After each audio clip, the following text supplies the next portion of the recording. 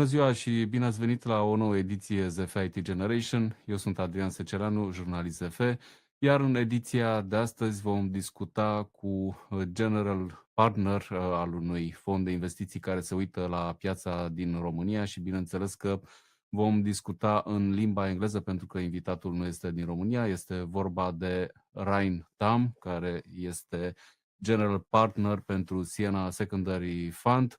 Hello, Rain, and thank you for joining us at our show, The Fighty Generation. Hello, and thank you for having me. I'm sorry we missed you in Bucharest. You have been here recently, so we agreed that we can still do this discussion here online so that our audience finds out more about you and which are your intentions looking at our region and at Romania. So let's start by introducing yourself to our audience. So maybe you could say a few words about your career and then we'll discuss about the fund. So who is Rain Tamm? Yeah, I'm running through it very fast. It's could be a long story, but during my studying times in university, I already founded my first company or companies. That was beginning of 90s, and as times were such, then together with friends, we founded quite a few companies, like publishing companies, advertising companies, and then later sold them because I wanted to go to larger deals, and my background is in banking, and with spirit of investment banker, then I joined Hansabank, which was back then the largest financial institution in the Baltics, and I worked very shortly there as co-head of investment banking for the Baltics, and we did some quite large deals, or advised, and then together with four other senior people, so that we were five of us, we left Hansabank when Swedbank took control of it. We thought it's getting boring. We went and founded LHV, which is now the leading locally owned bank in the Baltics, listed bank, and not unicorn because it's listed, but it's still around billion euro worth company, now growing very fast in UK as well. And I was 6 years its managing partner and CEO of the LHV group. When we left again LHV with just wanting to focus more on these alternative investments and corporate finance, not so dedicated to retail banking, and continued in VC investments. By the way, right during the first year of LHV, that was 99, we founded the first, we even didn't call it VC fund back then, but we saw that there was this tech boom and later bust in US, and we started to look for these kind of opportunities in the Baltics, and founded a tiny fund called New Economy Ventures, and we did 10 investments out of them, some of them really successful. So in 2008, when we exited the last investments, we returned 9 times money to investors after all the fees, so 9 times net, so that not a bad result. And later worked in smaller teams, and there are groups grown out of this, our back then, before the financial crisis, we were a consolidated group, but later we split it. It didn't make sense anymore to try to work as such. And then also our ex-colleagues founded Trind VC, which could be also well known in Romania. They are investing in deep tech, so that grew out, and then a real estate arm, etc. But I continued together with some of my friends investing independently into early stage startups in our region, and then also we thought that from diversification point of view, it makes sense also to invest in US. It has its advantages in Silicon Valley area, and we made good friends of some angel investors who invited us to join some deals. So we all together, by now we have about 700 underlying assets, many of them through funds or pools or syndicates, and by number, most of them in US, but also in our region. That was before, but and then we jumped to didn't jump. We found that secondaries make sense, but maybe that's a next topic. Okay, thank you for this very brief history of yours. One can remember is that it looks like you have an entrepreneurial DNA. You don't like to stay very much in very big corporations, and also we can see a deep connection to the finance industry, and also kind of interesting that you started a VC when I think in Romania or in many markets we didn't know what's a VC, a venture capital fund. So that's why I said that we even didn't call it back then a VC. We just thought that it's a fund which invests in tech-enabled companies. That's how we worded it. Not even VC. Also in Estonia, like as many people know, that it started with the success of Skype, and then later the other unicorns and other successful companies grew out of that. But Skype's exit and also founding. When they founded Skype, that also happened later when our investment period was over. But now we could say maybe that was the first VC fund in the New Europe or Central Eastern Europe at all. But we haven't checked the fact, so let's leave it there. Good. So let's come back to present times and let's discuss a little bit about secondary investments. What are they, and why did you decide to focus on this? Good question. So as we had done or looked or early stage tech-enabled companies already last century, we could say, so that we have done it for quite a long time, but still missed some of the best or very good investment opportunities. We saw them in early stage, but sometimes we didn't believe in their success. I think Bolt is a very good example. When founded by a 19-year-old schoolboy, and that we thought that Uber just has raised tons of money also to invest in Europe. We didn't think that chances are high that it was called Taxify then. We didn't invest in the earlier stages, but later when we saw that Markus is successful with a company and can compete with Uber not easily, but very successfully, then we still wanted to join as investors. And then the primary rounds were already too large for us, or like then already tier one investors globally were investing. And we invested ourselves and made a syndicate, and we made the first secondary transaction with Bolt shares. And so we did with a couple of other companies, and then we saw that there is demand, there is supply. A lot of people want to get into these very successful scale-ups, but can't anymore because their tickets are too small. And when we saw that these first or secondary transactions were successful, then we thought that let's raise a fund, and so we did. We built up our team of 3 partners, and then raised Fund 1. Started in 2000, and then made first investments in 21. By the way, the first investment was Bolt again. So we have invested through secondaries in Bolt several times. And set up a fund mainly focused on Baltics, but we were then already allowed to invest in Central Eastern Europe and the Nordics as well. And we had 80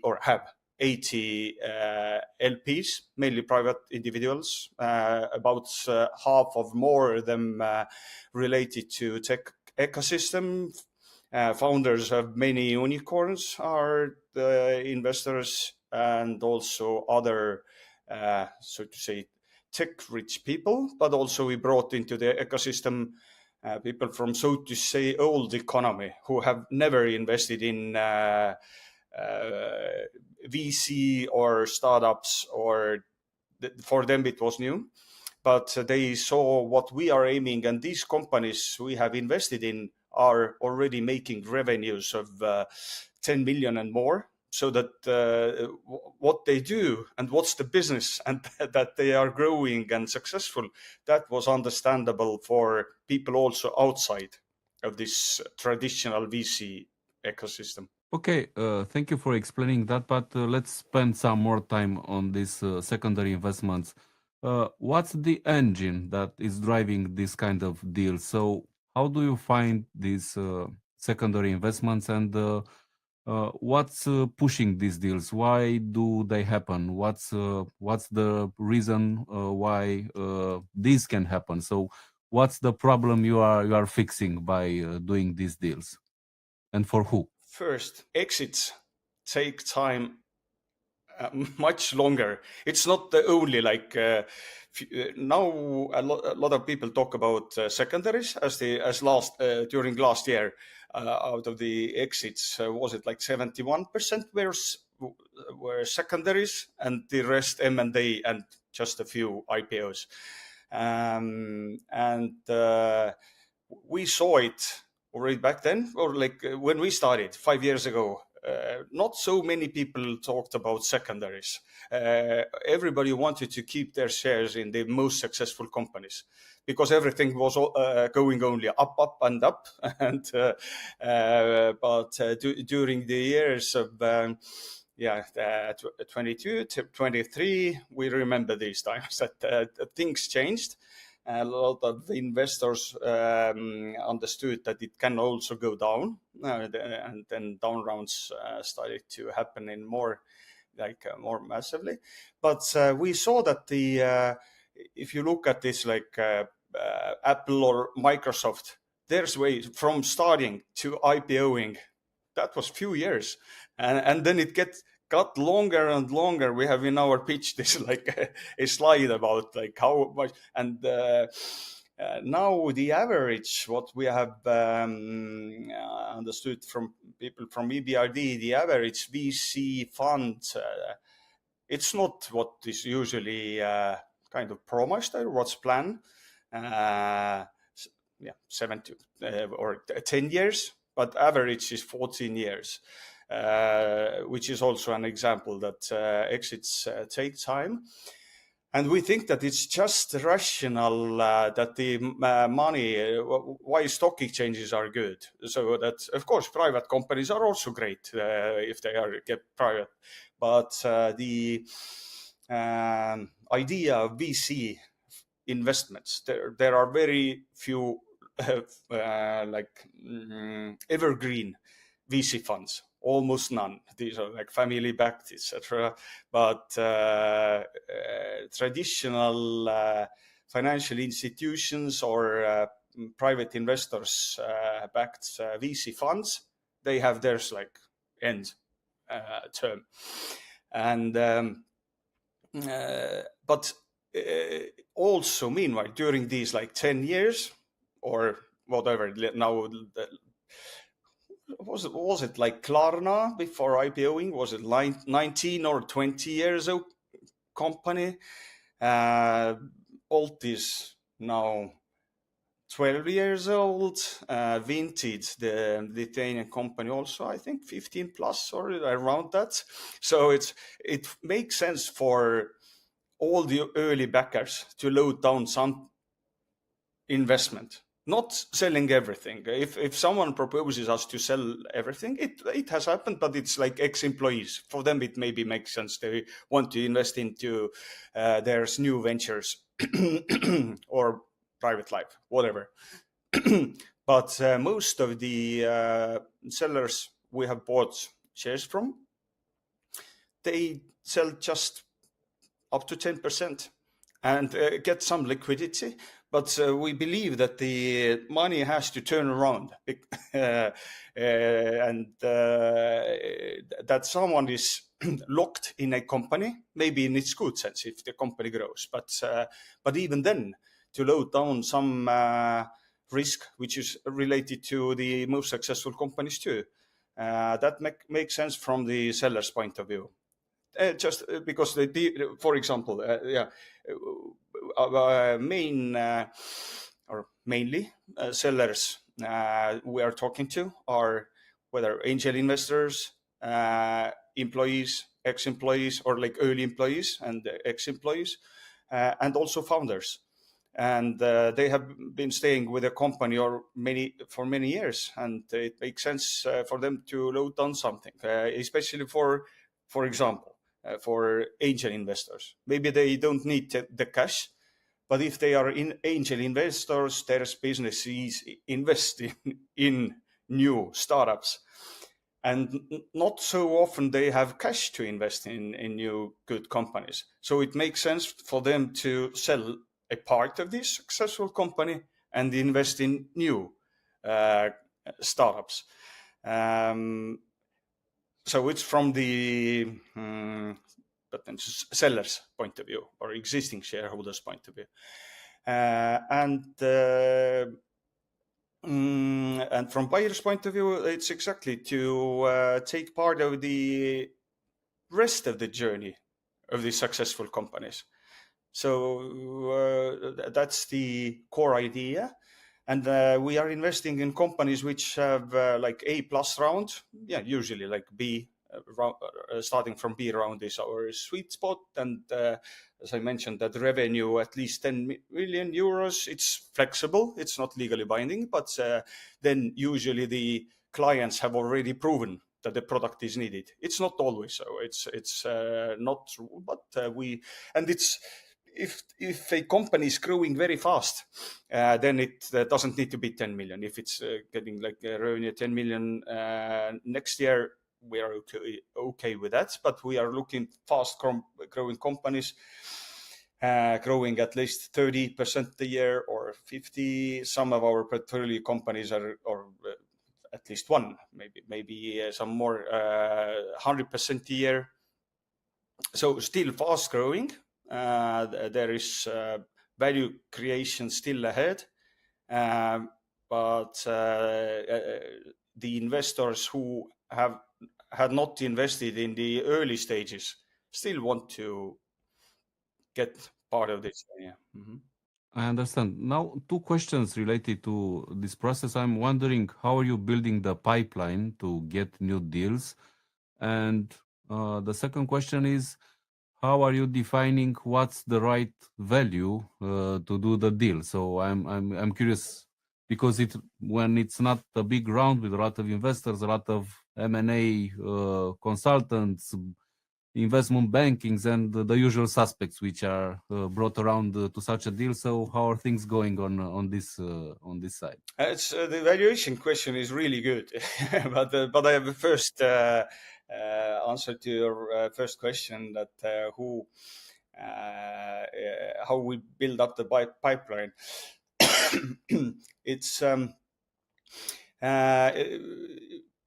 It's different of early stage investment. When you go to the conferences or you get via email, whatever channels, you get a lot of pitches, like thousands maybe during a year. And then you analyze them, maybe in later stage, but in seed and pre-seed stage, of course, that's the way how you get the pipeline. But in our case, we believe that we know probably not all, but huge majority of our potential targets, because the financing rounds have been announced and we are following. We start following companies which are maybe growing very fast and have raised just seed round. But starting from A round, even if the company is not, so to say, ripe for us yet, we start following. Try to approach founders, early investors, so already discussing, even if they are not thinking about secondaries, but or selling part of their shares.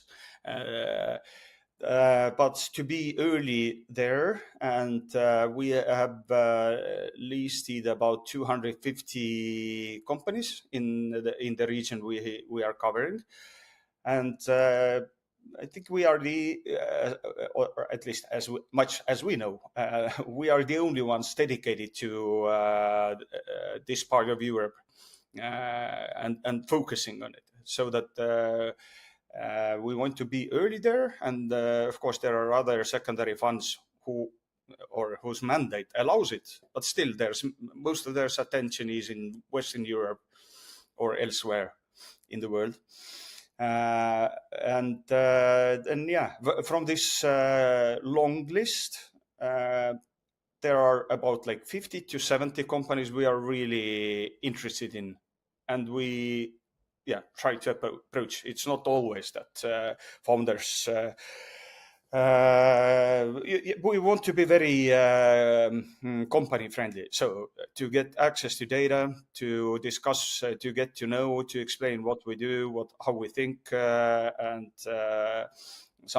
quite often we can also add value to the companies in next financing round, making intros, as we are rather experienced in this VC world, so we know people around, and if we like a company, we can make intros, and then via different sources, just trying to approach the decision makers or early angels, also VC funds. We are communicating a lot with VC funds who have companies in their portfolio which are our targets. So and from this shorter list, 50 to 70, we from our fund 2, which we are currently still raising, but we have already anchor investors, we could say 3 of them already in place, and quite a few private investors or family offices as well. And so from this fund, we would like to invest in or want to invest in around 15 companies. So that basically we want to find a way and agree on valuation with about every 3rd or 4th company we are looking at. But as our investment period is still 3 years, probably many companies are growing to that phase. So there will be additional companies in this our favorites list. Okay, so now please share, what can you share about the valuation process when you are doing a deal? Ideal is if the secondary transaction happens in parallel with a primary round where tier 1 investors, which is also one of our prerequisites. We can't exclude that one day we will do that, but bootstrapped companies where no third party is involved, and corporate governance, no third parties at the board, etc. We are not participating on boards because the companies we are investing in, and we invest from 1 to 5 million. I can come back to that a bit later. We can invest more with our LPs and other partners, secondary players. But we invest 1 to 5 million, and the companies are valued in hundreds of millions, if not unicorns already. Of course, we are such a small investor that we have very little influence. Just, we can add value to making intros or in these ways. But valuation-wise, if it's related to primary round, it's somewhat easier. But if it's, but even then, we have seen tier one investors also making mistakes. Sometimes they just want to get in. They have their zone, like FOMO, that especially if it's AI-related company, they are investing in hundreds of companies, and so that they just want to be in every 100 maybe, which are flying high or growing fast. So we do our own math as well. Part of our team's background is in corporate finance, and we know the tech world for decades. So we try to make comparable valuations if possible. So we try to find also build up our opinion. What's the fair market value? And that is what we can also do in between of primary rounds. Or if the primary round had happened, for example, in 21, when everything was very expensive, then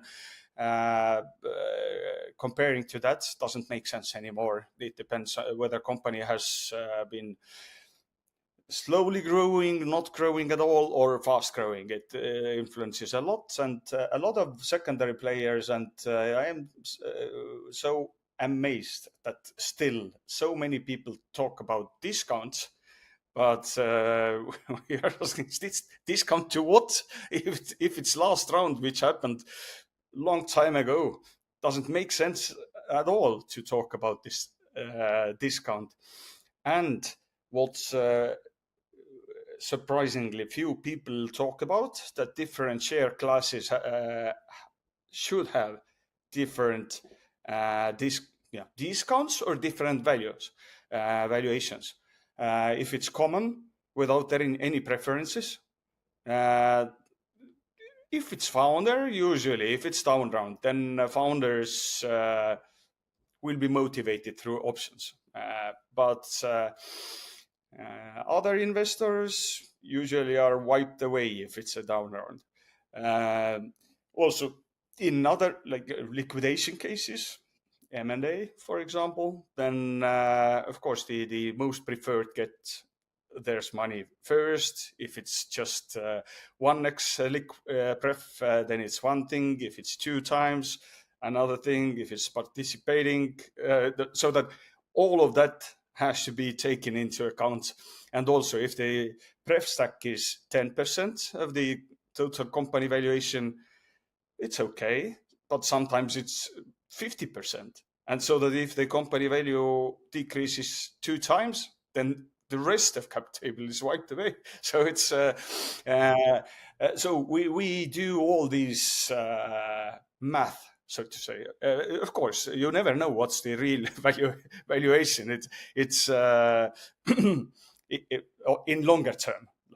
But it's a risky business anyway. But at that stage we are investing in, it's of course much less risky. We believe that the companies we are investing in, we hope so, that none of them goes bust. But of course, some of them will decrease in value. That's very logical, because this world or like tech world changes so fast. Competitors come, and AI comes, influences a lot. So the valuation is sometimes not so complicated, but we do our best to find out what could be and we always think about exits as well, assuming that if the company doesn't have their own forecast, but we still make our own projections and then think that the company exits in 3 to 5 years. What could be the value, whether during IPOing, and then comparing with comparable listed companies makes sense. And also in M&A cases, what's the potentially revenue multiple if the company continues to grow fast? If the company slows down, then it's already EBITDA multiples, what should be taken in account. Maybe I'm telling to you like a complicated way, but that's how we approach that. It's not easy stuff. Thank you for sharing and for your insights. One more question, because I'm just trying to don't get some people from some startups to get some high hopes, because as you know, we have a number of companies which have been growing very good, like I don't know, FinTech OS, Druid AI, FlowX AI, a lot of companies. So what kind of conditions need to be met in order for you to do a secondary with a company? So anyone can come to you and say, I have some shares and I want to sell them. So what kind of things need to be what kind of criteria need to be met in order for you to do a secondary deal with a company, with someone who has shares in a company? Yeah, there are basically few criteria, very easy to measure.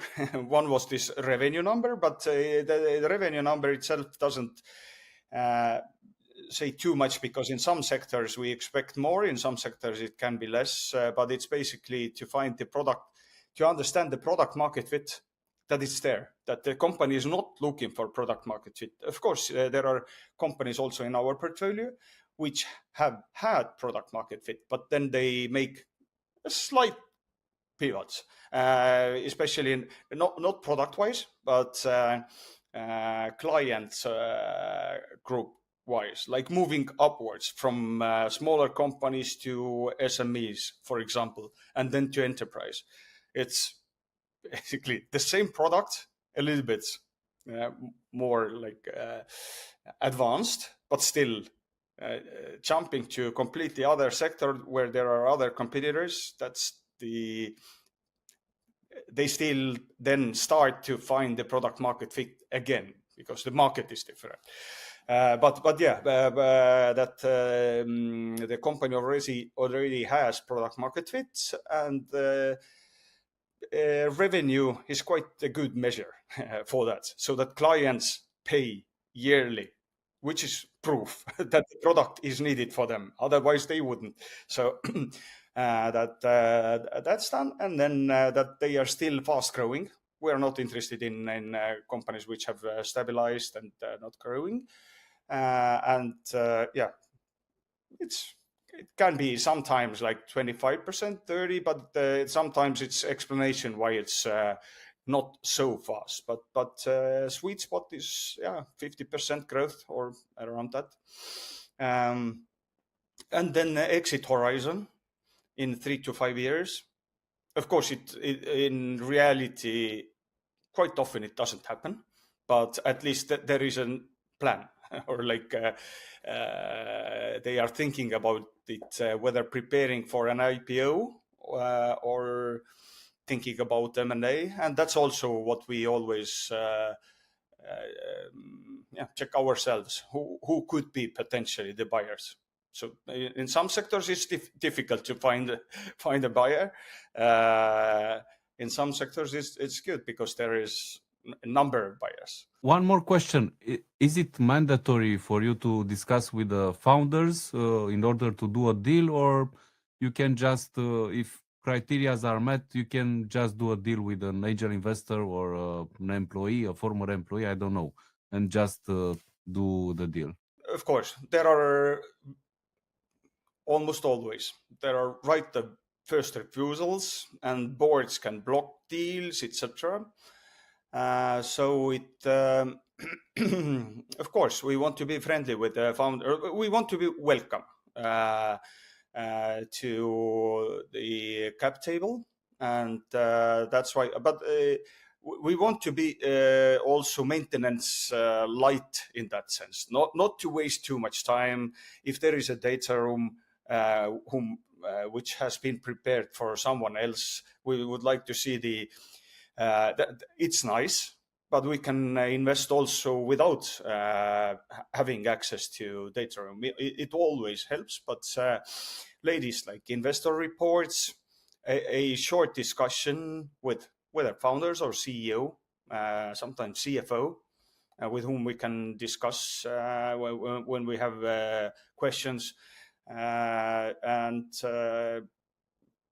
that's the lightest version. Of course, we want to know always as much as possible, but yeah,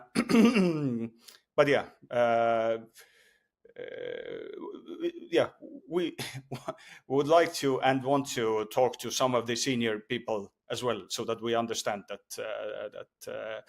what are their plans as much as they can tell, and just to understand that we are welcome, even if they are not working on that. We have also invested through organized tenders, which is always also good thing to do for, or not always, but sometimes for companies to show the possibility of partial exit to the whole cap table, and organize it by the company itself. It's also, we would like to see these opportunities too, but we are one-to-one also ready to talk to some angel investors or employees or founders. Okay, now let's discuss about the fund, Siena. How is it structured? What can you share about investors, and how, if you are still looking for investors in this fund, and if this opportunity is also open for, let's say, high network individuals or other vehicles here in Romania? Yeah, the fund is registered in Estonia according to the EU,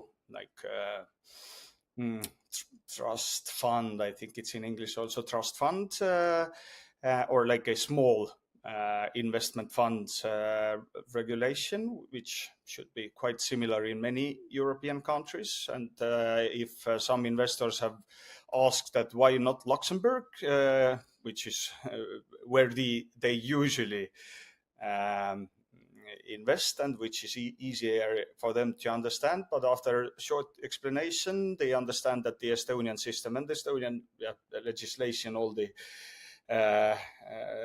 it's transparent and trustworthy enough, so that we haven't seen any investor who has denied because of this legislation. It's 7 years fund. The final close we plan end of this year. The target is 50 million euros. We have commitments for 35 by now. EBRD decided to invest in our fund with significant tickets. Also SmartCap, the Estonian sovereign fund of funds. And for EBRD, for example, that's their first secondary investment ever into any asset category. So nor private equity nor infrastructure, where they also invest, but that's the first secondary fund investment from their side. And we have quite a few private individuals and family offices there as well. And now we are talking to other mainly family offices, but also private individuals. Our minimum ticket is 125 euros, and we are targeting around 3x money. And as I said, the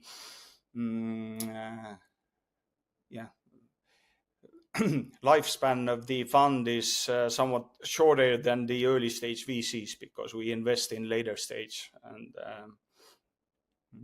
what are other criteria, or what's else?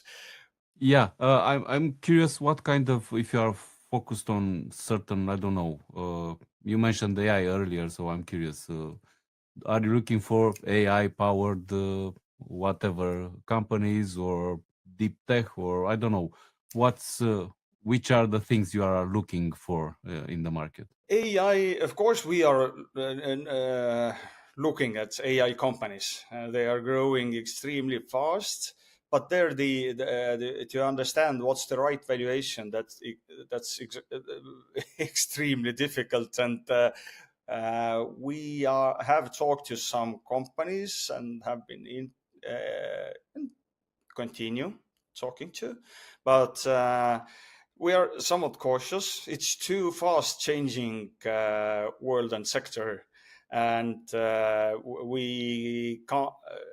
We think that it's not rational for our investors' risk profile to have too many of these. More risky, even though maybe the return is also much higher than so SaaS, fast-growing SaaS companies are certainly we are looking for, but also others which have found theirs around, and also hardware sometimes, as we invested, and by now it's one of our most successful investments, this Aura Ring, that just recently announced 11 billion valuation. So it's sometimes we look at that. So we are sector agnostics in that sense, not strictly tied to any. And AI, of course, all tech-related companies have to think about AI and step by step turn to be AI, not AI companies as such, but AI powered for sure. And who doesn't think about it? That's also, of course, one of our questions to the leaders of the company. That's what's their AI plan. If they have to move to that, and sometimes starting to eat their own existing business, which is always hard. But if you don't eat it, then someone else comes and does it. And so basically, I think also, for example, this Aura, like a very big part of it, there's analytics is based on AI or made by AI. So all companies in our portfolio are thinking about it, and the companies we are targeting are or should think about it. Have you found any interesting companies for you in Romania and Central and Eastern Europe? I'm not expecting you to say the names, but I'm curious if you have something, let's say, on your agenda, on your target list, so to say. Yeah. I think there are about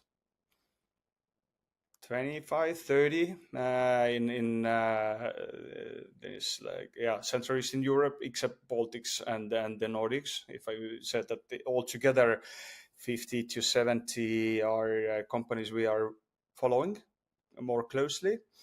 Then about half of them are from Central Eastern Europe, from Poland, Czech Republic, Slovakia, Slovenia, Croatia, and also Romania, of course.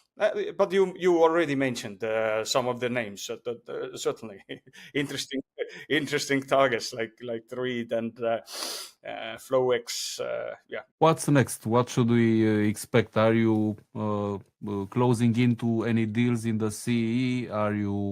What can you disclose at this point? What should we expect from you in the following year? Let's say. I hope that, and we are in discussions with several companies from Central Eastern Europe, and I hope that we can agree on the valuation and the terms are right, and we can sign a deal and close during, hopefully already during this year.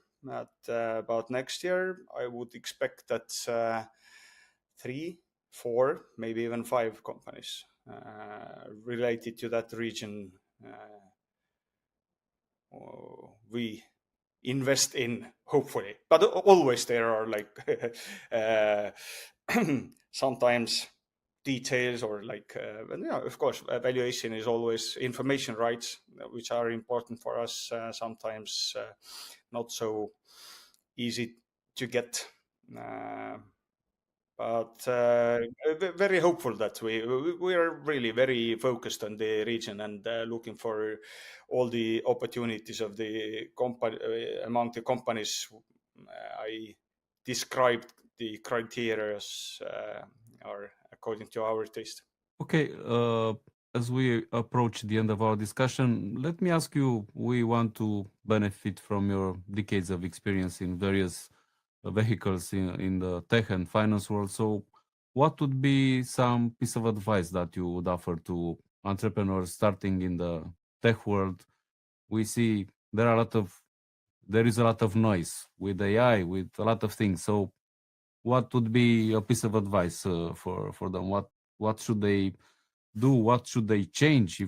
What would you tell them? I think there has been said so much about it that I couldn't say that. I would reiterate what's of course What would you do? I don't know. What would you do? And then it has to be something different because you have your unique path, starting where you started with so many ventures you were involved in, seeing a lot of companies. So it has to be something. find the right team members, right partners, as good as you can, and they don't need to be friends, but you have to think likewise.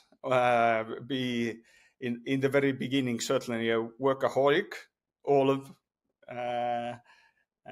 the team members, of course, so that sometimes we have seen that if it's not equal or it doesn't seem equal, then there will be trouble.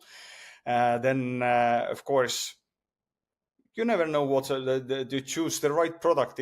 That's difficult. You should try with what you think should work and where you have a competitive advantage building it up. And then, of course, find the right investors also who support you not only with money, but also with connections and advice. I think in first steps, that's what should be done. And then in smaller markets, which for Romania maybe isn't such a, not a, I couldn't call it a problem, but from Estonia, it's like from first day you have to think about larger markets, whether it's in Europe or in US mainly, but from day one you have to build and start talking to people outside of our smaller regions. Okay, and one final thing, maybe you have a message for, I don't know, potential investors who want to sell a part of their company, of their shares to you and be part of the secondary deal. Maybe another message to a potential investor in your fund. So I don't know, maybe a message to the Romanian market, if you have any thoughts you want to share. Yeah, I think that first advice is please think about it from your portfolio diversification point of view. It always makes sense that not to have. We have seen many angel investors, for example, who have invested in, let's say, 10 companies, but just one of them by valuation makes 95% of the portfolio. And from financial point of view, it makes sense to sell, let's say, 10% of it and invest in new startups. And from founders' point of view, the same by the legendary VC investors from US, Steve Jurvetson always says that he likes if founders sell part of their shares. It's kind of counterintuitive to many VCs, especially in our region or in Eastern Europe, that then founder maybe is not so interested and then goes yachting or whatever, like playing golf. And when he has cashed out a couple of millions, even though on paper he still keeps maybe for billion euros. And they are a little bit afraid of it, supporting it. But Steve Jurvetson says that he very much likes it because, again, then the founder is more dedicated and taking more risk, what VC investors like, if he has put something aside, so that then he's not so afraid that maybe I lose everything. but he has something to say. And also the founders, what we have seen in US and in Estonia, in Lithuania, if they have cashed out something, they invest in new startups with and adding value with their contacts and advice. Completely makes sense for all the and also for employees. On paper they can be rich, but if they don't have cash and can't invest, if some people leave the company and founders new promising startup, your colleagues don't have cash to invest and to support, and these are the best investors you can have in like pre-seed round or like in the very early stages. So please think about it to diversifying a little bit. If it's very fast going company and with good valuation, still it makes sense to sell a little bit.